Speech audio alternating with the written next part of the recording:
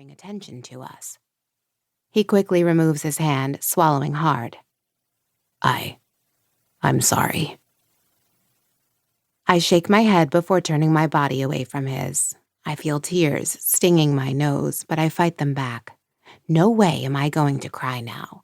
Not when just 6 hours ago, my whole world exploded and I didn't shed one single tear. I lay my forehead to the glass, closing my eyes. I still can't believe how fast my life changed. I got up yesterday morning and went to the hospital like I always do. I work at one of the busiest ERs in Vegas. I've been working there since I finished school and was required to get my clinical hours for my RN.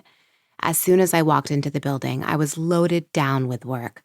Weekends are always crazy in Sin City, but yesterday seemed worse than normal. 2 drug overdoses, 3 stomach pumps, and 1 gunshot victim. Later, I left the hospital exhausted, only to head to my real job. Well, the one that pays me the money I need to live. Hey, Angel. Hey, Sid. I gave him a half smile as I walked into the Lion's Den, the gentlemen's club I work at. Do I like working at a strip club? No. Does it pay my bills? Yes. The second I walk in the door at the club, I'm no longer me. My brain shuts off and my body takes over, the same way it used to when I was growing up and my mom forced me into pageants. I'm accustomed to being on display and used for my appearance. I wish life were different, but it is what it is. Some people complain about being overweight or having acne. I hate being beautiful. I know it sounds stupid. I mean, why would anyone complain about being attractive, right? Here's why. Men see me as an object, and women see me as competition. No one is ever willing to give me a chance. They all judge me by what's on the outside, never taking a second to find out even the smallest detail about who I am. I know I'm a walking cliché. I hate being beautiful, yet I work in a business where I put myself front and center to be viewed and judged. The difference? For the first time in my life, when I get on stage, it's my choice. No one is forcing me to do it. I get up there to earn the money so I can change my life in order to never be objectified again. Tired? Sid questioned, following me. I have worked for Sid for the last 3 years. He is a friend of sorts. He's also my boss.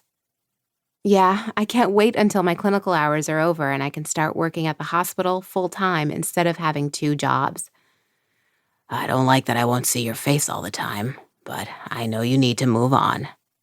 He conceded. Some other girl will come in and you will forget all about me.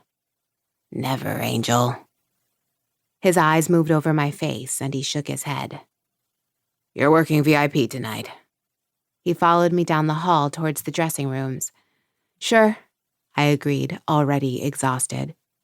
I needed a shower and a bed, but I knew I was going to be there for at least 8 hours, so I might as well suck it up.